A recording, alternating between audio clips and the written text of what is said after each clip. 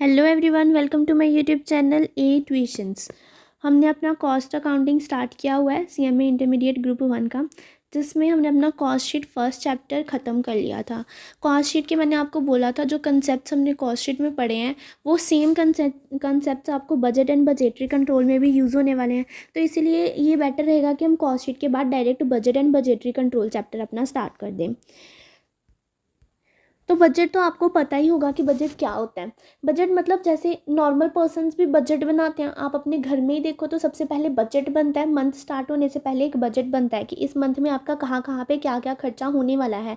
आपको पहले पता होता है कि आपके पास इतने पैसे रहेंगे, तो आपको उस हिसाब से देखना पड़ेगा कि आपको कहाँ कहाँ पे खर्चा करना है।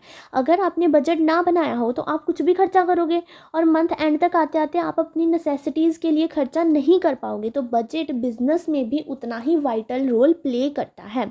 इसमें हम वही देखने वाले हैं कि बजट्स बनते कैसे हैं, बजट्स बनाना सीखेंगे एंड बजटरी कंट्रोल देखेंगे। ये बजटरी कंट्रोल मेन आपका सीएमए इंटर ग्रुप 1 के लिए नहीं है, बट ये आपको ग्रुप 2 में है बजटरी कंट्रोल। अभी के लिए आपको सिर्फ बजट प्रिपेयर करना सीखना है और ग्रुप 2 के आप मैनेजमेंट अकाउंटिंग में बजटरी कंट्रोल भी सीखोगे। उसमें बजट तो आएगा ही आएगा और बजटरी कंट्रोल भी आएगा। ठीक है, तो ये तो आपको पता है, सबको ही पता होता है कि बजट्स बनते क्यों हैं, कैसे बनते हैं। बजट का मीनिंग भी सबको पता होता है।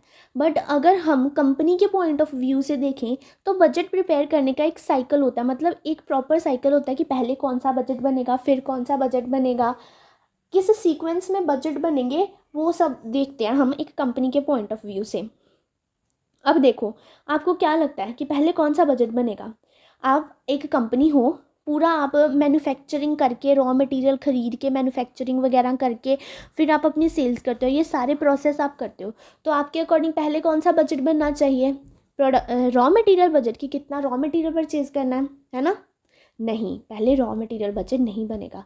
सबसे पहले आपका बनेगा सेल्स बजट, जिसमें आपको पता चलेगा कि आखिरकार इस साल आपकी सेल्स कितनी होने वाली है। सबसे पहले आपको पता होगा कि आपके पास कितने पैसे अवेलेबल हैं। आपको शॉपिंग करने जाना है, दिवाली मैरिज आ रही है किसी की, आपके रिलेटिव्स में आपको शॉपिंग करने जाना है। तो आपको घर वालों से पैसे मिले हैं 1000 रुपीज़, फिर 10,000 रुपीज़ बना लो चलो। तो फिर आप इस अकॉर्डिंग बजट बनाओगे ना। आपको पहले पता होना चाहिए ना आपको पैसे कितने मिलेंगे। आप सीधा ही पहले ही बजट बना दोगे कि मैं ये साड़ी लेने वाली हूँ, ये लहंगा लेने वाली हूँ, ये जीन्स टॉप लेने वाली हूँ, ये जैकेट लेने वाली हूँ। पूरा आप ये बजट बना लोगे और आपको पता चलेगा फिर मेरा तो खर्चा 20,000 हो गया और मेरे को तो घर वालों से सिर्फ 10,000 मिला है। तो फिर क्या करोगे? ये बजट तो वेस्ट हो जाएगा। तो सबसे पहले आपको देखना पड़ेगा कि आपके पास अवेलेबिलिटी कितनी है, पैसे की अवेलेबिलिटी कितनी है। उस हिसाब से आप अपना बजट प्रिपेयर करोगे कि आप इसमें क्या क्या खरीद सकते हो। उसी तरह से सबसे पहले कंपनी जो सेल्स बजट बनाएगी वो देखेगी कि मार्केट में आखिरकार मेरी डिमांड कितनी है। अगर मैं पहले ही रॉ मटेरियल परचेज बजट बना लूँगी, मतलब मुझे सबसे पहले रॉ मटेरियल खरीदना होता है ना, अगर मैं पहले ही ये बजट बना लूँगी तो मैं कितना सारा रॉ मटेरियल खरीद लाऊँगी, फिर कितनी सारी प्रोडक्शन हो जाएगी, फिर बाद में उतनी सेल्स मेरी हो ना हो वो वेस्ट हो जाएगा सारा। ठीक है, इसीलिए पहले क्या बनता है हमारा सेल्स बजट। सेल्स बजट में हमें अपनी एक्सपेक्टेड सेल्स पता चल जाती है, मतलब फ्यूचर में इस पीरियड ईयर की स्टार्टिंग में बजट बनता है। अगर मैं 23-24 में खड़ी हूँ तो मेरा 1 अप्रैल 23 को बजट बनेगा पूरे ईयर के लिए। तो मैं पूरे ईयर की स्टार्टिंग में खड़े होकर ये एस्टिमेट लगाती हूँ, फोरकास्ट करती हूँ कि मेरी पूरी ईयर में क्या सेल रह सकती है। सेल्स बजट में हम ये फोरकास्ट करते हैं कि मेरे पूरे ईयर में कितनी सेल्स रह सकती है। ठीक है, ये देखो सेल्स बजट कैसे बनता है। Sales value into sales price per unit आपकी टोटल सेल्स अमाउंट आ जाती है। आपकी कितनी सेल्स वैल्यू रहनी, मतलब कितनी यूनिट्स आपकी सोल्ड होने वाली हैं, उसे आप मल्टीप्लाई कर दोगे सेल्स प्राइस पर यूनिट से, आपको सेल्स की अमाउंट मिल जाएगी। ये बनता है आपका सेल्स बजट। फिर नेक्स्ट आपको बनाना होता है, अब आपको पता चल गया कि आपकी कितनी सेल्स होनी है, मतलब इसमें आपका उल्टा साइकिल चलने वाला है। मुझे पता चल गया मेरी 10,000 यूनिट्स की सेल होने वाली हैं। अब मुझे देखना पड़ेगा कि 10,000 यूनिट्स की सेल होनी है तो मुझे बनानी कितनी यूनिट्स हैं। ऐसा हो सकता है कि मेरे पहले पिछले साल की कुछ यूनिट्स बची हों, 2,000 यूनिट मेरी पिछले साल की बची हों। ठीक है, और मैंने इस साल डिसाइड किया है, इसे हम क्या कहते हैं, जो पिछले साल की बची होती हैं ओपनिंग स्टॉक कहते हैं, है ना। फिर मैंने डिसाइड किया है कि इस साल मुझे 2000 को हम क्या कह रहे हैं, ओपनिंग स्टॉक कह रहे हैं। फिर मैंने डिसाइड किया है कि इस साल मुझे कम से कम अपने स्टॉक में कुछ ना कुछ यूनिट्स तो बचा के रखनी पड़ेंगी ना। ये ना हो कि अगला साल चढ़े और मेरे पास सारे यूनिट्स ख़त्म हो जाएं, उस टाइम के लिए कुछ यूनिट्स तो बचा के रखनी पड़ेंगी। तो मैंने डिसाइड किया है कि मेरे को 1000 यूनिट बचा के रखनी है, उसे हम क्या कह देंगे, क्लोजिंग स्टॉक कह देंगे, है ना। अब आपको इस साल सेल्स होगी 10,000 यूनिट्स की, तो प्रोडक्शन कितनी यूनिट्स की करनी पड़ेगी, 2000 यूनिट्स तो ऑलरेडी मेरे पास हैं, ठीक है। 10,000 सेल्स होगी जिसमें से 2000 तो मेरे पास ऑलरेडी हैं, तो 2000 तो कर दो माइनस, आ गया 8000। उसके बाद मुझे अपने क्लोजिंग स्टॉक में 1000 यूनिट्स रखनी भी हैं, मुझे 8000 यूनिट्स प्रोड्यूस करनी है, 2000 पहले से पड़ी हैं तो 10,000 सेल कर पाऊँगी, बट 10,000 बनाऊँगी, 10,000 ही सेल कर दूँगी, तो क्लोजिंग स्टॉक में तो कुछ पड़ा ही नहीं रहेगा। बट मुझे क्लोजिंग स्टॉक में 1000 यूनिट तो रखनी है ना, तो प्लस करना पड़ेगा मुझे 1000 यूनिट्स को, तो फिर मेरे को निकलेगा, मेरे पास निकलेगा कितनी मुझे प्रोडक्शन करनी है, ठीक है। ऐसे बनता है प्रोडक्शन बजट। सेल्स में आप प्लस कर दोगे क्लोजिंग स्टॉक, माइनस कर दोगे ओपनिंग स्टॉक। मैंने आपको बताया क्लोजिंग स्टॉक क्यों प्लस होगा और क्यों ओपनिंग स्टॉक माइनस होगा, ये तो मैंने आपको लॉजिक से बताया। अगर आप फॉर्मूला से देखने जाओ तो आपका फॉर्मूला क्या होता है क्लोजिंग स्टॉक का, opening stock plus purchases minus sales, आपका क्लोजिंग स्टॉक निकलता है ना। आपकी पहले पिछले साल की 2000 यूनिट्स पड़ी हुई थी, इस साल आपने प्रोडक्शन की 8000 यूनिट की, इस साल आपने प्रोडक्शन की, चलो 9000 यूनिट की इस साल प्रोडक्शन की है, 2000 पहले से पड़ी थी, इस साल आपने 9000 यूनिट की प्रोडक्शन की, टोटल आपके पास कितनी यूनिट्स हो गई, 11000। इसमें से आपने 10,000 यूनिट की सेल कर दी, माइनस करेंगे सेल्स को, है ना। ओपनिंग स्टॉक में हमने प्लस किया प्रोडक्शन, हमारे पास टोटल अपनी यूनिट्स आ गई, उसमें से मैंने कितनी सेल्स कर दी उसे माइनस किया, तो मेरे पास निकल गई ना कितनी यूनिट्स मेरे पास क्लोजिंग में बची हैं, 1000 यूनिट्स। तो ये हमारा क्लोजिंग स्टॉक का फॉर्मूला होता है। अब आपको इसमें ओपनिंग स्टॉक भी पता है, सेल्स भी पता है, क्लोजिंग स्टॉक भी पता है, प्रोडक्शन नहीं पता है, प्रोडक्शन की वैल्यू एक्स पुट कर लो, और ये फॉर्मूला फिर क्या बन जाएगा, प्रोडक्शन यहीं रहने दो, क्लोजिंग स्टॉक भी अपनी जगह पे जाएगा रहेगा, सेल्स उठ के इधर चला जाएगा तो सेल्स प्लस हो जाएगा, और ओपनिंग स्टॉक उठ के भी इधर चला जाएगा तो ओपनिंग स्टॉक माइनस हो जाएगा। ऐसे ये वाला फॉर्मूला बना है हमारी प्रोडक्शन का, मैंने आपको लॉजिक वाइज भी बता दिया और फॉर्मूला वाइज भी बता दिया। ऐसे बनता है हमारा प्रोडक्शन बजट। अभी मुझे पता चल गया मुझे सेल्स कितनी करनी है, फिर मैंने उससे देख लिया कि इस सेल्स करने के लिए मुझे प्रोडक्शन कितनी करनी होगी। अब मैं देखूंगी प्रोडक्शन करने के लिए आपको रॉ मटेरियल यूज़ होने वाला है ना, तो मटेरियल यूजेज बजट कि मेरे को रॉ मटेरियल कितना यूज़ होने वाला है, यहाँ से देखते हैं मटेरियल यूजेज बजट। इस प्रोडक्शन को करने के लिए कितनी यूनिट्स प्रोड्यूस करनी थी मैंने इस साल, 9000 करनी थी ना, देखा था मैंने 2000 यूनिट्स की ओपनिंग स्टॉक की। इस साल मुझे सेल्स करनी है 10,000 यूनिट्स की, तो यहाँ पे मुझे चाहिए 12,000 सॉरी, मुझे इस साल सेल्स करनी है 10,000 यूनिट्स की, है ना। इसमें से मेरे पास ऑलरेडी 2000 पड़ी हुई हैं, तो मतलब कि मेरे को सिर्फ अभी के लिए 8000 यूनिट प्रोड्यूस करने की ज़रूरत है, बट मुझे कुछ क्लोजिंग स्टॉक भी रखना है, 1000 यूनिट का क्लोजिंग स्टॉक भी रखना है, तो मतलब मुझे 9000 यूनिट्स प्रोड्यूस करने की ज़रूरत है। अब 9000 यूनिट प्रोड्यूस करने के लिए मुझे मटेरियल कितना यूज़ होने वाला है उसका अब मैं बजट बनाऊंगी। 9000 यूनिट प्रोड्यूस करने के लिए हम देखेंगे कि एक यूनिट को प्रोड्यूस करने के लिए कितना मटेरियल लगता है। जितना एक यूनिट को सोच लो, एक यूनिट को प्रोड्यूस करने के लिए मेरे को 2 यूनिट्स ऑफ रॉ मटेरियल लगता है, ठीक है। तो अभी 9000 यूनिट्स को प्रोड्यूस करने के लिए कितना रॉ मटेरियल लगेगा, 9000 इंटू 2 18,000, ये हो गया हमारा रॉ मटेरियल यूजेज बजट। हमने निकाल लिया कि हमें रॉ मटेरियल कितना यूज़ होने वाला है पूरे साल में। अब मुझे पता चल गया कि मुझे इतना रॉ मटेरियल यूज़ होने वाला है, फिर मैं क्या बनाऊंगी, रॉ मटेरियल परचेज बजट। जब मुझे पता चल गया कि मेरा 18,000 का 9000 यूनिट्स के लिए 18,000 यूनिट्स का रॉ मटेरियल यूज़ होने वाला है, तो अब मैं ये रॉ मटेरियल जाके ख़रीदूँगी ना, तो उसके लिए मुझे क्या बनाना पड़ेगा, रॉ मटेरियल परचेज़ बजट। अब रॉ मटेरियल परचेज़ बजट भी ना सेम प्रोडक्शन बजट के जैसा बनता है। अब ऑलरेडी मेरे पास पहले से कुछ ओपनिंग स्टॉक होगा रॉ मटेरियल का, कुछ मुझे क्लोजिंग स्टॉक रखना होगा, तो बाकी बचा हुआ मुझे परचेज़ करना पड़ेगा। तो जैसे हमने ये प्रोडक्शन का बजट देखा था, उसी तरह से परचेज़ बजट भी बनेगा। ये देखो, consumption of raw material plus closing stock minus opening stock equals to purchases होता है हमारा, ये फॉर्मूला होता है, ठीक है। और परचेजेस को आप कॉस्ट पर यूनिट से मल्टीप्लाई कर दोगे तो आपके पास टोटल परचेज़ की अमाउंट आ जाएगी। जितनी आप परचेजेस करने वाले हो यूनिट का, आपको कितना पर यूनिट कॉस्ट पड़ेगा उससे मल्टीप्लाई कर दोगे तो आपके पास अमाउंट भी निकल आएगी ना। ज़्यादातर आपको वो यूनिट्स पूछेगा, अगर समटाइम्स अमाउंट पूछ ले तो बस सिंपल है, उसे कॉस्ट पर यूनिट से मल्टीप्लाई कर दो। इसका मैंने आपको फॉर्मूले का लॉजिक बता दिया, ऊपर प्रोडक्शन बजट में भी सेम ही रहने वाला है, ठीक है। नेक्स्ट है हमारे पास ओवरहेड बजट अब बनेगा। अभी परचेज बजट बन गया, अब उसके बाद कुछ ओवरहेड्स होंगे, ओवरहेड बजट। फिर हमारी बनेगी budgeted income statement and then cash budget, capital budget, जितने भी मिसलेनियस बजट होंगे। ओवरहेड बजट क्या होता है, यहाँ पे नहीं लिखा, चलो। ओवरहेड बजट मतलब मेरे जितने भी ओवरहेड्स लगने वाले हैं, variable overhead, fixed overhead, semi variable overhead, ये मैंने आपको बताए ना, ये वाले सारे जो ओवरहेड लगने वाले हैं इनका मैं एक बजट बनाऊंगी कि कितनी अमाउंट के ओवरहेड्स मेरे को लगने वाले हैं। फिर उसके बाद एक बनती है बजटेड इनकम स्टेटमेंट।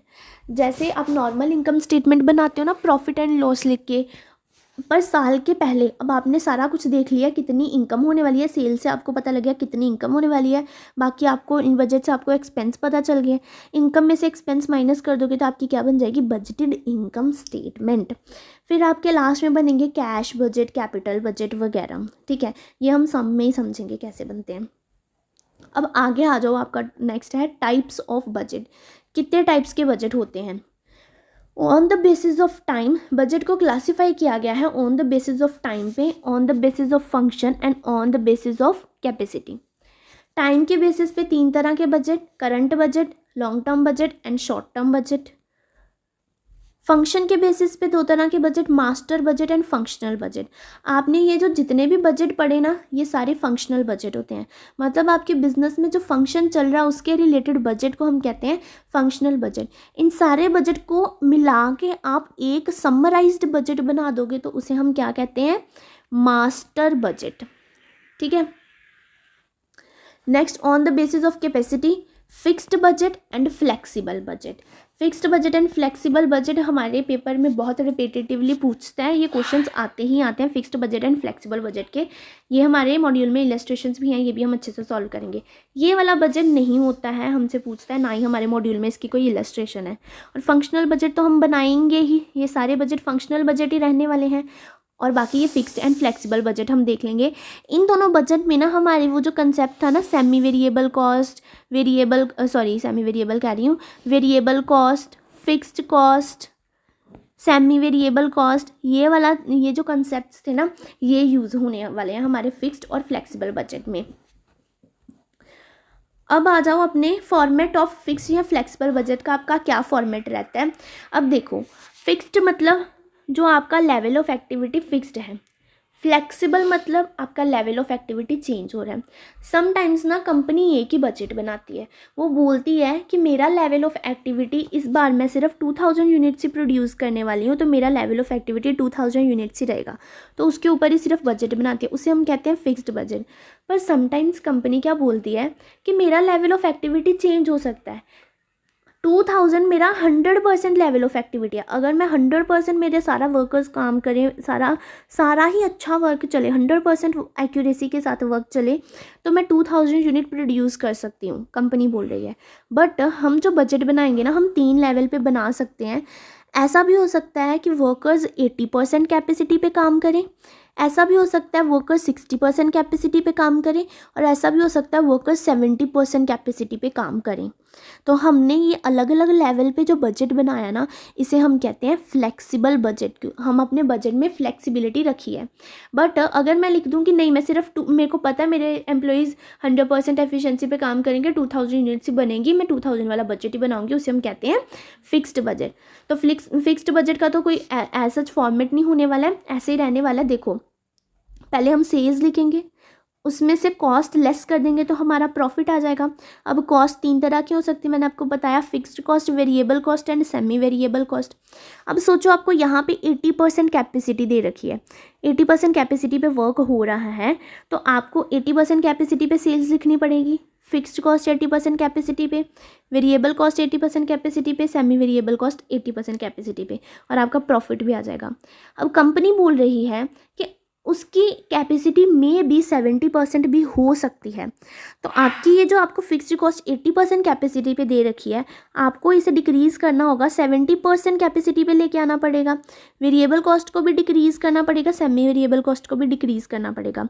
तो मैंने आपको कॉस्ट शीट में कंसेप्ट बताया था, फिक्स्ड कॉस्ट को इंक्रीज़ डिक्रीज़ कैसे करते हैं, वेरिएबल कॉस्ट को या सेमी वेरिएबल कॉस्ट को इंक्रीज़ डिक्रीज़ कैसे करते हैं, तो वो कंसेप्ट यहाँ पर यूज़ होगा। फिर फ्लेक्सिबल बजट का ऐसा भी क्वेश्चन आ सकता है कि आपको क्वेश्चन में 80% कैपेसिटी एंड 70% कैपेसिटी की डिटेल्स दे दें, 2% कैपेसिटी की डिटेल्स दे दी, और वो आपको बोले कि आपको 90% कैपेसिटी पे बजट बनाना है, आपको 90% कैपेसिटी पे बजट प्रिपेयर करना है, और आपको कुछ नहीं बताया, ये भी नहीं बताया कौन सी फिक्स्ड कॉस्ट है, कौन सी वेरिएबल कॉस्ट है, कौन सी सेमी वेरिएबल कॉस्ट है, बस कॉस्ट के नाम लिख दिए और यहाँ पे अमाउंट बता दिए।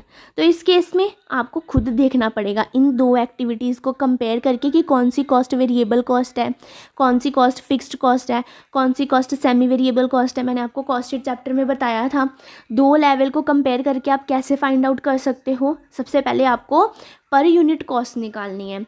पर यूनिट कॉस्ट पे जो कॉस्ट पर यूनिट सेम होती है बट टोटल लेवल पे डिफरेंट होती है, वो कौन सी कॉस्ट होती है, वेरिएबल कॉस्ट होती है। जो कॉस्ट टोटल पे सेम होती है वो कौन सी कॉस्ट होती है, फिक्स्ड कॉस्ट होती है। जो कॉस्ट पर यूनिट भी डिफरेंट हो और टोटल में भी डिफरेंट हो वो कौन सी कॉस्ट होती है, हमारी सेमी वेरिएबल कॉस्ट होती है। तो वो आपको पता चल जाएगा कौन सी कॉस्ट है, फिर उस अकॉर्डिंग आप इंक्रीज़ या डिक्रीज़ करके 90% इंक्रीज़ होगा, 80% से 90% पे जा रहे हो तो इंक्रीज़ करके आप अपनी 90% लेवल ऑफ कैपेसिटी का निकाल सकते हो। तो ये इतना ही ईजी है। अगर आपने कॉस्ट शीट अच्छे से पढ़ा है तो बजट चैप्टर बहुत ईजी है आपके लिए बनाना। तो ये फ्लेक्सिबल बजट था। अगर आप फिक्स्ड बजट देखो तो आपको एक ही लेवल ऑफ एक्टिविटी बोल देगा। अगर 2000 यूनिट्स बोला है तो 2000 यूनिट्स के ऊपर आपको बजट बनाना है, ये बन गया आपका फिक्स्ड बजट। ठीक है, कॉस्ट शीट अगर आपने अच्छे से किया है ना बेटे तो ये चैप्टर आपके लिए हलवा है, आपका बड़े आराम से ये चैप्टर बन जाएगा।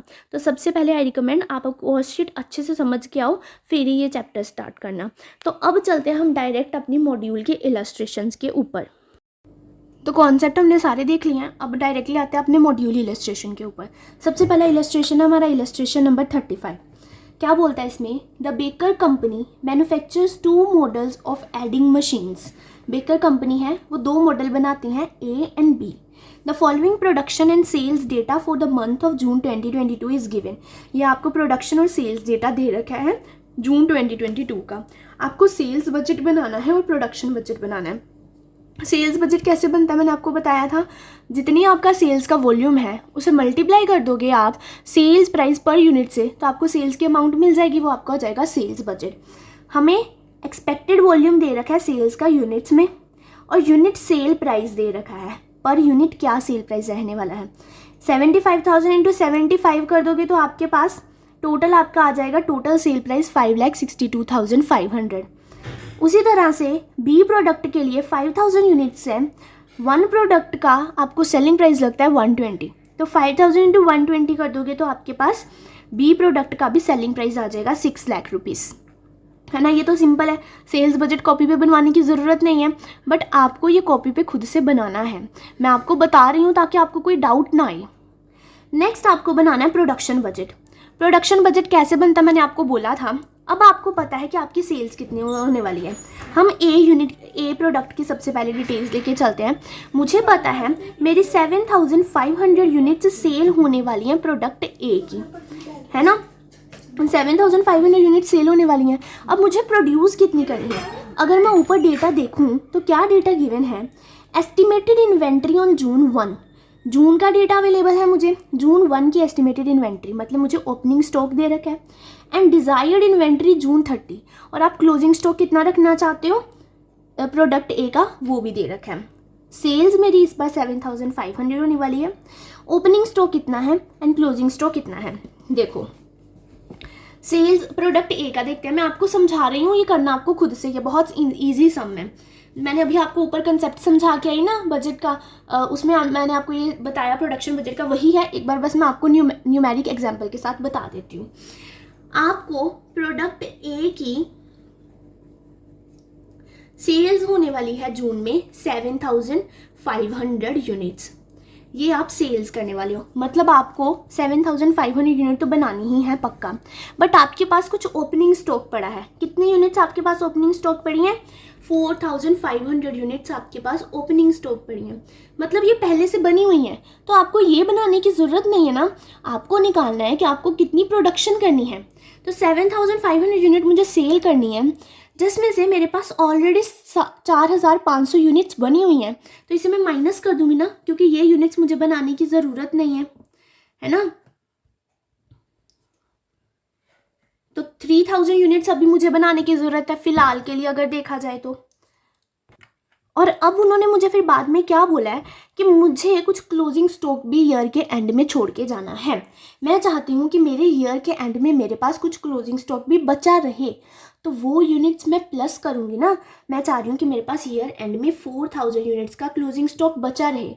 अगर मैं सिर्फ 3000 यूनिट्स सेल करूँगी, 4500 पहले से पड़ी हैं, तो मतलब मेरे पास अभी तक सिर्फ 7500 यूनिट्स हुई, और वो तो सेल हो जाएंगी, तो क्लोजिंग स्टॉक तो ज़ीरो बचेगा, तो मतलब क्लोजिंग स्टॉक भी प्रोड्यूस करना पड़ेगा, तो इसे हम प्लस करेंगे, ऑफ कोर्स सी बात है ना।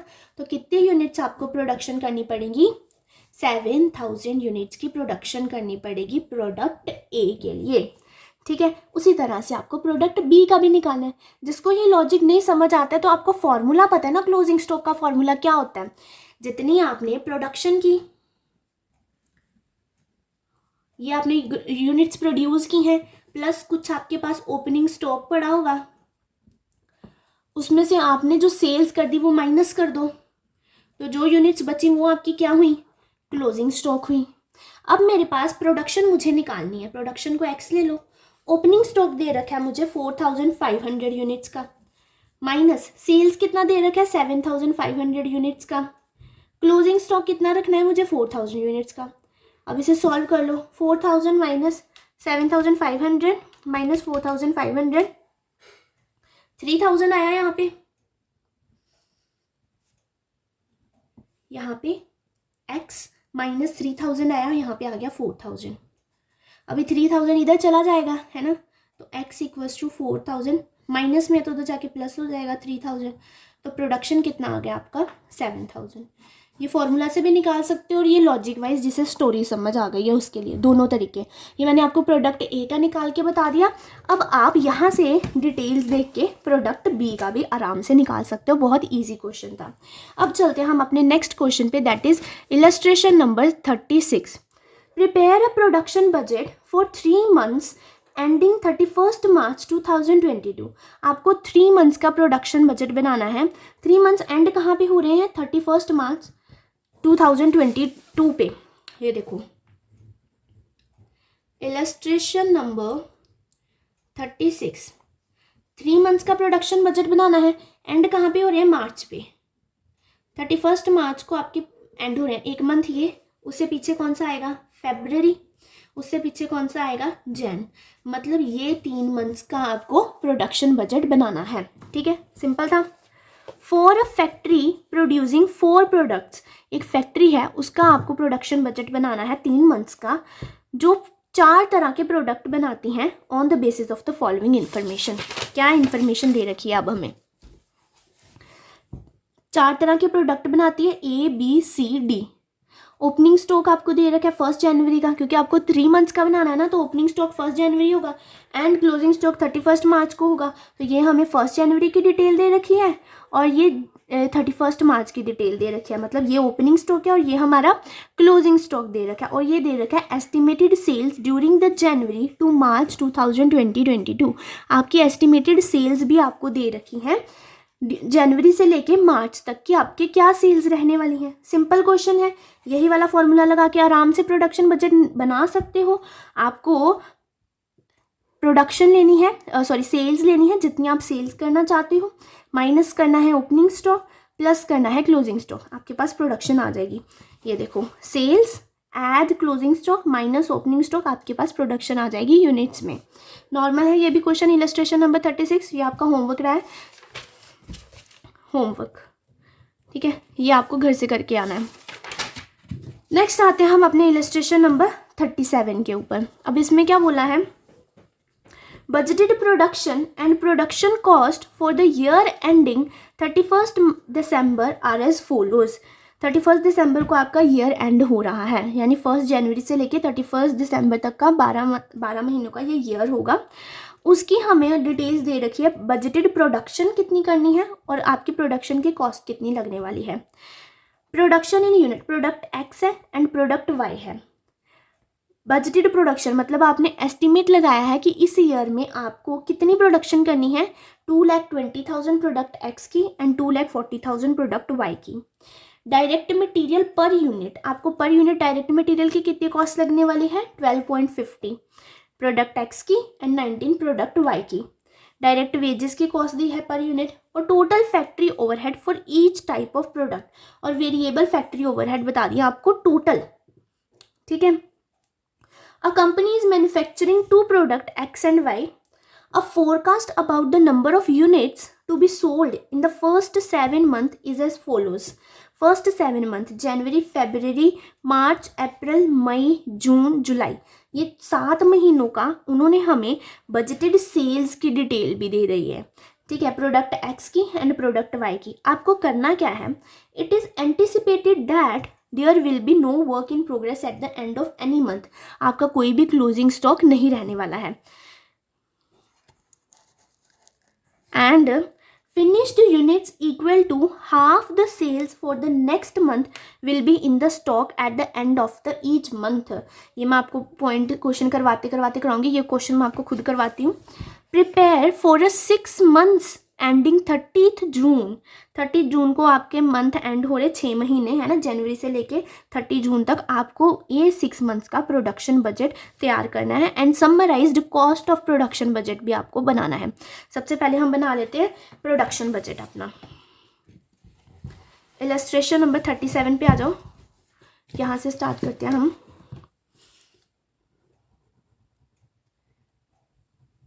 इलस्ट्रेशन नंबर 37, सबसे पहले हम क्या बना लेंगे, अपना प्रोडक्शन बजट। अब हमारे पास 7 मंथ्स है ना, तो ऐसे यहाँ पे 7 मंथ्स का बना लेते हैं और यहाँ पे प्रोडक्ट एक्स एंड वाई लिख देंगे, ठीक है।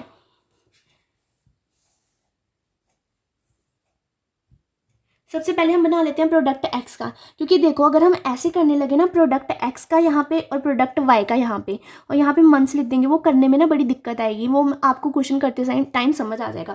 तो सबसे पहले मैं बना देती हूँ प्रोडक्ट एक्स का।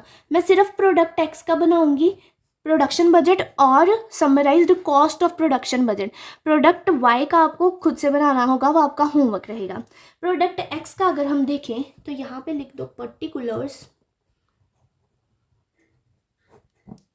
जनवरी, 6 मंथ का बनाना है ना, जनवरी to June, February, March, April, May and June, ये हो गया 6 मंथ्स का। बनाओ मेरे साथ आप लोग भी फॉर्मेट।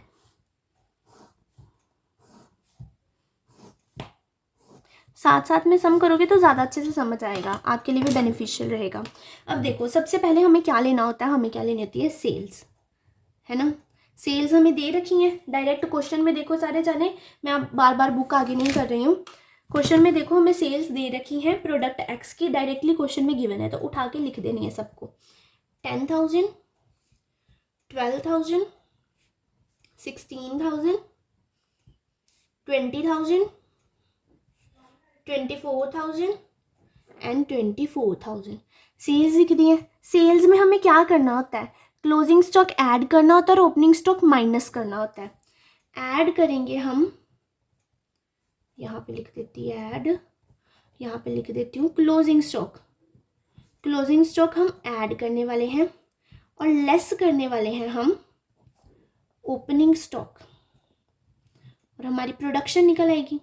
अब क्लोजिंग स्टॉक का उन्होंने क्या बोला है, there will be no work in progress at the end of any month. मतलब आपके जब भी आपका मंथ एंड होगा तब कोई वर्क इन प्रोग्रेस नहीं रहेगा, मतलब सारी प्रोडक्शन कंप्लीट हो चुकी होंगी आपकी।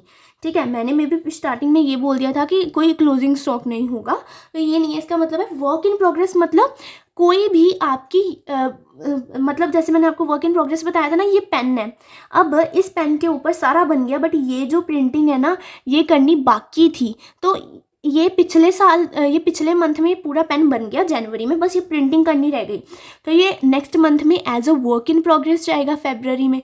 बट उन्होंने क्या बोला कि आपका कोई भी वर्क इन प्रोग्रेस नहीं है, मतलब जून की सारी यूनिट्स जून में बन के कंप्लीट है, फरवरी की सारी यूनिट्स फरवरी में बन के कंप्लीट है। ठीक है, finished units equal to half the sales for the next month will be in the stock at the end of the each month। इन्होंने क्लोजिंग स्टॉक की हमें इंफॉर्मेशन दी है। कैसे पता चला, ये देखो, will be in stock at the end of each month, her month के एंड पे कुछ स्टॉक में रहेगा। क्या रहेगा, वो ये रहेगा, वो हम देखते हैं। बट इससे पता चला कि ये क्लोजिंग स्टॉक की डिटेल्स है ना। क्या रहेगा आप क्लोजिंग स्टॉक में, finished units equal to half the sales for the next month. जितनी आपकी फिनिश्ड यूनिट्स बन गई है ना, finished units equal to half the sales for the next month. Next month की जितनी आपकी सेल्स है ना उसका हाफ कर दोगे तो वो आपका क्लोजिंग स्टॉक रहेगा। जैसे आप जनवरी के केस में देखो तो नेक्स्ट मंथ की आपकी सेल्स कितनी है, 12,000, उसका हाफ कर दोगे वो आपकी जनवरी मंथ का क्लोजिंग स्टॉक रहेगा। मतलब ये ऐसा कहना चाह रहे हैं, ये कंपनी वालों की थिंकिंग है कि जितनी मेरी नेक्स्ट मंथ में सेल्स होने वाली है ना, कम से कम मैं उसका हाफ इसी मंथ में अपना क्लोजिंग स्टॉक लेके चलूँगा, ताकि आगे जाके कोई मुझे प्रॉब्लम ना फेस करनी पड़े। तो अभी 12,000 का हाफ कितना, 6,000, 16,000 का हाफ कितना, 8,000, 20,000 का हाफ कितना, 10,000, 24,000 का हाफ कितना, 12,000, यहाँ भी 24,000 का हाफ कितना, 12,000। उसके बाद जून के लिए मुझे जुलाई की डिटेल्स दे रखी थी, कितना है, 20,000 सेल्स हैं, तो जून का क्लोजिंग स्टॉक कितना हो जाएगा, 10,000। क्लोजिंग स्टॉक तो निकल गया। अब हमें देखना है ओपनिंग स्टॉक, फिर हमारी आ जाएगी प्रोडक्शन। ओपनिंग स्टॉक लेस कर देंगे तो हमारी प्रोडक्शन आ जाएगी। अब देखो बेटा, अगर आप क्वेश्चन में देखोगे तो आपको क्वेश्चन में ओपनिंग स्टॉक के रिलेटेड कोई इन्फॉर्मेशन नहीं दी है, बट आपको पता है कि पिछले ईयर का क्लोजिंग स्टॉक, सॉरी पिछले मंथ का क्लोजिंग स्टॉक अगले मंथ का ओपनिंग स्टॉक बनता है ना। मेरे पास जनवरी में 6,000 यूनिट्स बची थी, ये था मेरा स्टॉक। जनवरी में मेरे पास 6,000 यूनिट्स बची थी मेरे क्लोजिंग स्टॉक में। अब मैं गई नेक्स्ट मंथ, दैट इज़ फरवरी में। ठीक है, ये जनवरी की डिटेल्स थी, ये मेरे पास लास्ट में जनवरी मंथ खत्म होने पे 6,000 यूनिट्स बच गई। अब जब मैं फरवरी में गई ना, तो ये मैं 6,000 यूनिट फरवरी में लेके गई, तो पिछले ईयर से इस ईयर में आ रही है, तो ये क्या है, हमारी ओपनिंग स्टॉक। मतलब जो पिछले ईयर का क्लोजिंग स्टॉक होगा वही तो नेक्स्ट ईयर का ओपनिंग स्टॉक होगा ना। तो इस केस में फरवरी का ओपनिंग स्टॉक क्या रहेगा, जनवरी का क्लोजिंग स्टॉक। जनवरी का क्लोजिंग स्टॉक कितना है, 6,000, यही हमारे फरवरी का ओपनिंग स्टॉक हो जाएगा 6,000। अब फरवरी का क्लोजिंग स्टॉक मार्च का ओपनिंग स्टॉक हो जाएगा, 8,000 हो जाएगा मार्च का ओपनिंग स्टॉक। उसी तरह से मार्च का ओपनिंग क्लोजिंग स्टॉक, अप्रैल का ओपनिंग स्टॉक, अप्रैल का क्लोजिंग स्टॉक, मई का ओपनिंग स्टॉक, मई का ये आ गया 12,000। ठीक है, ये तो आपकी निकल गई। बट अब इसका ओपनिंग स्टॉक कैसे निकालें हम, अब देखो बेटा, उन्होंने क्लोजिंग स्टॉक की डिटेल के लिए क्या बोला कि जो आपके नेक्स्ट मंथ की सेल्स होने वाली है ना, वो नेक्स्ट मंथ की सेल्स का हाफ कर दोगे तो आपका क्लोजिंग स्टॉक हो जाएगा। उसी तरह से फिर हमने देखा कि ओपनिंग स्टॉक कैसे निकला, मतलब जो पिछले मंथ का क्लोजिंग स्टॉक है ऑफ कोर्स वही अगले मंथ का क्लोजिंग स्टॉक होगा। अब हमें जनवरी का क्लोजिंग स्टॉक निकालना है। अगर हमें यहाँ पे दिसंबर का क्लोजिंग स्टॉक मिल जाए ना तो हम वही जनवरी का ओपनिंग स्टॉक कहेंगे, है ना। दिसंबर का क्लोजिंग स्टॉक जनवरी का ओपनिंग स्टॉक होगा। अब हमें दिसंबर का क्लोजिंग स्टॉक निकालना है, तो वो कैसे निकलेगा? क्लोजिंग स्टॉक कैसे निकल रहा था? नेक्स्ट मंथ की सेल्स का 50%, हाफ। अभी दिसंबर से नेक्स्ट मंथ कौन सा है? जनवरी। जनवरी की सेल्स का हाफ करेंगे, कितना होगा? 5000। तो दिसंबर का क्लोजिंग स्टॉक क्या था? 5000। तो जनवरी का ओपनिंग स्टॉक क्या हुआ? 5000। अब बस सॉल्व कर लो, आपकी प्रोडक्शन की यूनिट्स आ जाएंगी। मैं डायरेक्टली मॉड्यूल से देख के उतार देती हूँ ताकि वीडियो का टाइम ना बढ़े। 14,000, 18,000, 22,000, 24,000 एंड 22,000, ये आपका प्रोडक्शन बजट बन गया। अब आपको क्या बनाना है? Summarised cost of production budget. अब प्रोडक्शन बजट की कॉस्ट आपको कौन कौन सी लगी है इस प्रोडक्शन के लिए? एक तो डायरेक्ट मटेरियल की कॉस्ट लगी है 12.50 पर यूनिट। प्रोडक्ट एक्स का हम देख रहे हैं ना, वाई का आप खुद बनाने वाले हो। एंड डायरेक्ट वेजेस लगी हैं 4.50 पर यूनिट। यहीं पे देख लो आप, दिख रहा होगा आपको। हाँ, आपको डायरेक्ट मटेरियल को मल्टीप्लाई करना है प्रोडक्ट एक्स के साथ, जितना भी आपकी यूनिट्स बनी हैं टोटल, एंड डायरेक्ट वेजेस को आपको मल्टीप्लाई करना है। उसके बाद आपको फैक्ट्री ओवरहेड्स का क्या बोला कि आपके फैक्ट्री ओवरहेड, वेरिएबल ओवरहेड आपको पड़े हैं 6,60,000 2,20,000 यूनिट्स के ऊपर।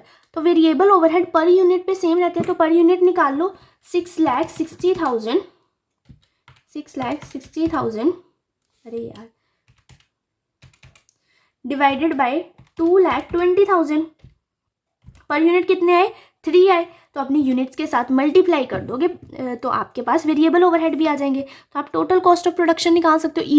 ईजी है, ये तो आप खुद ही कर सकते हो। अब प्रोडक्ट वाई का आपको खुद निकालना है, होमवर्क रहेगा ये आपका। इसमें मेन गेम क्या थी कि क्लोजिंग स्टॉक ही अगले मंथ का ओपनिंग स्टॉक रहेगा, ये आपको ध्यान में रखना है। और जनवरी का ओपनिंग स्टॉक निकालना मेन गेम थी कि दिसंबर का क्लोजिंग स्टॉक ही जनवरी का ओपनिंग स्टॉक बनेगा। अब दिसंबर का क्लोजिंग स्टॉक कैसे मिलेगा? 10,000 यूनिट्स का हाफ कर दोगे, है ना। अब हम चलते हैं अपने नेक्स्ट सम के ऊपर। Illustration number 38। Illustration number 38, from the following figure prepare the raw material purchase budget for January 2022। आपको रॉ मटेरियल परचेज बजट बनाना है। रॉ मटेरियल परचेज बजट कैसे बनता है? जैसे प्रोडक्शन बजट बनता है, क्योंकि प्रोडक्शन में हमें देखना था कितनी यूनिट्स प्रोड्यूस करनी है, और रॉ मटेरियल परचेज बजट में हमें देखना है कितनी यूनिट्स परचेज करनी है। सेम इसमें भी ओपनिंग स्टॉक क्लोजिंग स्टॉक वाला कंसेप्ट रहने वाला है। आपको एस्टिमेटेड स्टॉक ऑन 1 जनवरी दिया है एंड क्लोजिंग स्टॉक दिया है, एस्टिमेटेड कंजप्शन दी है, स्टैंडर्ड प्राइस पर यूनिट दिया है। बहुत ही इजी है। आपकी कंजम्पशन मतलब कि प्रोडक्शन एक हिसाब से हो गई। आपको कंजम्पशन होने वाली है 1,20,000 units. Opening stock and closing stock दिया है। आपको देखना परचेज कितना होने वाला है। मैं आपको कंसेप्ट बता देती हूँ यहाँ पे, ठीक है। ये देखो, इस साल मैं कंज्यूम करने वाली हूँ 1 लाख, इस मंथ में 1,20,000 यूनिट्स मुझे चाहिए, कंज्यूम करनी है मुझे 1,20,000 यूनिट्स, मतलब मुझे 1,20,000 यूनिट्स परचेज करनी चाहिए। रुक जाओ ज़रा, पहले ये तो देख लो कि ओपनिंग स्टॉक हमारे पास कितना है। तो वो यूनिट्स हमें परचेज करने की ज़रूरत नहीं पड़ेगी, तो ओपनिंग स्टॉक को हम माइनस कर देंगे। ओपनिंग स्टॉक कितना है हमारे पास? 16,000। तो कितनी यूनिट्स आ गई? 1,04,000 यूनिट्स आपको परचेज करनी पड़ेंगी। अभी और रुक जाओ, उन्होंने क्या बोला कि आपको कुछ मंथ एंड में क्लोजिंग स्टॉक भी छोड़ के जाना है। ओपनिंग स्टॉक तो ठीक है हमने माइनस कर लिया, बट कुछ क्लोजिंग स्टॉक भी छोड़ के जाना है, तो वो प्लस करना पड़ेगा, वो भी हमें एक्स्ट्रा खरीदना पड़ेगा। क्लोजिंग स्टॉक कितना रखना है आपको? 20,000 यूनिट्स का क्लोजिंग स्टॉक रखना है। तो इस हिसाब से आपको कितना परचेज करके लेके आना है? 1,24,000 यूनिट्स आपको परचेज करके लेके आनी है। पर यूनिट उन्होंने क्या प्राइस बताया है? 25 पैसा। अब यहाँ पे ध्यान रखना, पैसे बोला है।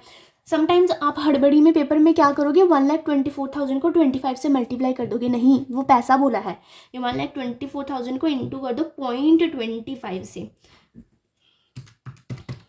आपको रुपीस में अमाउंट मिल जाएगी 31,000 आपका मटेरियल पे खर्चा होगा प्रोडक्ट ए के लिए। बाकी product B C D E F ये आपको खुद करना है, ये भी आपका होमवर्क है, इजी था, ठीक है। नेक्स्ट है इलस्ट्रेशन नंबर 39। इसमें क्या बोला है, the following data on production material required for product X and Y and inventory pertain to the budget of Element company. ये आपको प्रोडक्शन की यूनिट्स दे रखी हैं एक्स एंड वाई की, मटेरियल कौन कौन सा यूज होने वाला है ए एंड बी। आपको प्रोडक्ट एक्स एंड वाई बनाने के लिए मटेरियल ए एंड बी लगेगा। प्रोडक्ट एक्स की एक यूनिट बनाने के लिए 3 मटेरियल ए लगेगा एंड 4 मटेरियल बी लगेगा। प्रोडक्ट वाई की एक यूनिट बनाने के लिए 1 मटेरियल ए लगेगा एंड 6.5 मटेरियल बी लगेगा। नेक्स्ट आपको फिर मटेरियल की इन्वेंट्री की डिटेल्स दे रखी है, मटेरियल बिगिनिंग में कितना है आपके पास, एंडिंग में कितना है। सबसे पहले आपको देखना पड़ेगा कि आपको मटेरियल चाहिए कितना, वो निकाल लोगे आप मटेरियल कंजम्पशन बजट बना के, मटेरियल कितना कंज्यूम करने वाले हो आप, कैसे निकालेंगे। प्रोडक्शन करनी है हमें 2000 यूनिट्स की, एक यूनिट के लिए लगता है 3 मटेरियल ए, 3 लगता है एक यूनिट के लिए, 2000 इंटू 3 कर दोगे तो आपके पास आ जाएगा 6,000 आपको मटेरियल ए चाहिए, ठीक है। अब मटेरियल ए आपके पास ओपनिंग में कितना है एंड क्लोजिंग में कितना है वो एडजस्ट कर लोगे तो आपको मिल जाएगा कि आपको कितना मटेरियल परचेज करना है, उसे मल्टीप्लाई कर दोगे आप प्राइस के साथ तो आपको मिल जाएगा आपका प्राइस वाला। एक मैं आपको करके बता देती हूँ। देखो उन्होंने वैसे आपसे डिमांड क्या की है, determine the number of material units needed to produce X and Y. आपको सबसे पहले ढूंढना है कि आपको एक्स एंड वाई के लिए मटेरियल ए की कितनी यूनिट्स लगने वाली है एंड मटेरियल बी की कितनी यूनिट्स लगने वाली है। जो मैंने आपको बोला मटेरियल कंजम्पशन बजट आपको बनाना पड़ेगा। Calculate the cost of material use for production. आपको जितना प्रोडक्शन के लिए मटेरियल यूज होने वाला है उसकी कॉस्ट का बजट बनाना पड़ेगा। उसके लिए सबसे पहले हमें निकालना पड़ेगा कि हमें कितना मटेरियल यूज़ होने वाला है, फिर उसे मल्टीप्लाई कर देंगे कॉस्ट से तो हमारे पास कॉस्ट आ जाएगी। Determine the number of materials units to be purchased. फिर आपको डिटरमाइन करनी है कि आपको कितनी नंबर ऑफ यूनिट्स की मटेरियल परचेज करनी है, वो तो हम पहले ही निकालेंगे of course. Calculate the cost of material to be purchase. सारी चीज़ें बड़ी इजी हैं, एक करके मैं आपको बता देती हूँ और फिर आज की क्लास को यहीं ख़त्म कर देंगे बिकॉज मैं आपको हर चीज़ होमवर्क में दे जा रही हूँ, फिर आपके लिए बहुत बर्डन होगा। आई कैन अंडरस्टैंड, फिर आपको टेस्ट भी तो प्रिपेयर करने हैं तो इसलिए आज ये भी क्वेश्चन तक करेंगे। आप होमवर्क अपना कंप्लीट कर लेना। अगर किसी को किसी क्वेश्चन में डाउट आता है तो बेझिझक मेरे से व्हाट्सएप पे DM करके पूछ सकता है। देखो क्या बोला उन्होंने, प्रोडक्ट एक्स बनाने के लिए आपको प्रोडक्ट एक्स बनाना है 20,000 यूनिट्स और प्रोडक्ट एक्स की एक यूनिट बनाने के लिए आपको मटेरियल ए लगता है 3 एंड मटेरियल बी लगता है 4। अगर मैं यहाँ पे इलस्ट्रेशन नंबर 39 करती हूँ, प्रोडक्ट एक्स बनाने के लिए मटेरियल ए कितना लगेगा 3, एक यूनिट के लिए 3 लगेगा। मुझे प्रोडक्ट एक्स कितना बनाना है 2000 यूनिट्स बनानी है तो मटेरियल ए कितना लग जाएगा 6000 यूनिट्स।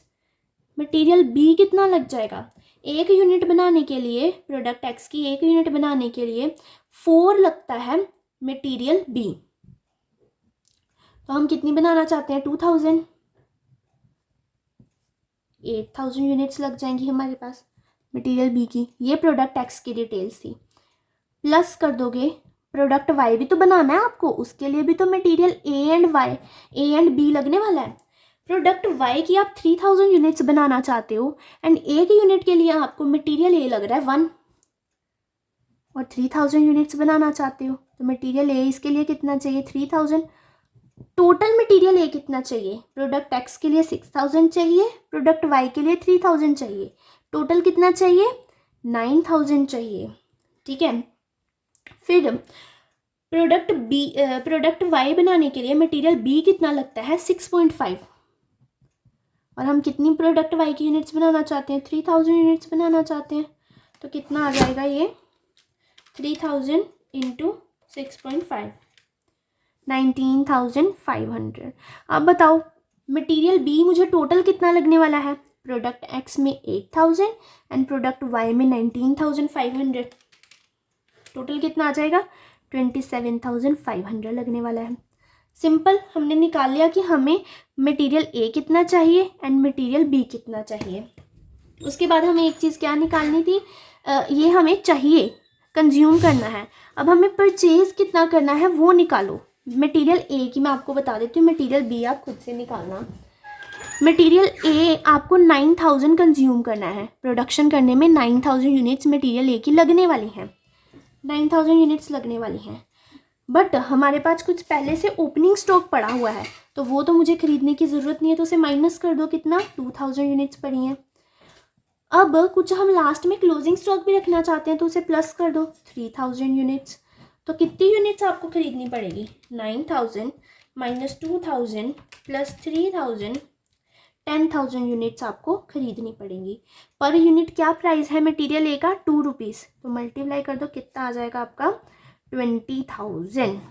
ये मैंने प्रोडक्ट मटेरियल ए की सारी डिटेल्स निकाल दी हैं, 20,000 ही है आंसर। अब मटेरियल बी की आपको निकालनी है। इजी था ये पूरा बजट चैप्टर ना, बेसिक अंडरस्टैंडिंग एंड लॉजिक्स के ऊपर बेस है। आप अपना लॉजिक लगाओ और क्वेश्चन बनाते जाओ। बस ये वाला जो क्वेश्चन था ना इलस्ट्रेशन 37, इसे आपको स्टार मार्क कर लेना है, क्योंकि इसकी क्लोजिंग स्टॉक की ये वाली एडजस्टमेंट में दिक्कत आती है, ये दिमाग नहीं चलता है। वेल ये भी बेसिक पे ही बेस्ड है, पर दिमाग नहीं चलता है इसके ऊपर, तो इसलिए इसको आपको स्टार मार्क कर लेना है। 1-2 बार ये क्वेश्चन देख लोगे तो ये क्वेश्चन भी दिमाग में आपके बैठ जाएगा। आज की क्लास हम यहीं पे ख़त्म करते हैं। अगर आपको किसी भी सम को करने में कोई भी डाउट आता है तो आप मेरे से पूछ सकते हैं। आपका होमवर्क है इलस्ट्रेशन नंबर 39 तक आपको सॉल्व करना है। अगर आपके अंदर और पोटेंशियल है, आप आगे क्यूरियस हो जानने के लिए, तो आप आगे की इलस्ट्रेशन भी सॉल्व कर सकते हो। आपसे इलस्ट्रेशन बन ही जाएंगी, जो नहीं बनेगी फिर मैं तो अगली क्लास अपलोड करूँगी ही। Thank you for watching the video. अगर आपको चैनल पे पहली बार आए हो तो चैनल को सब्सक्राइब कर लेना, वीडियोस अच्छी लगी तो लाइक कर लेना एंड अपने फ्रेंड्स के साथ ज़रूर शेयर करना। Bye bye, take care.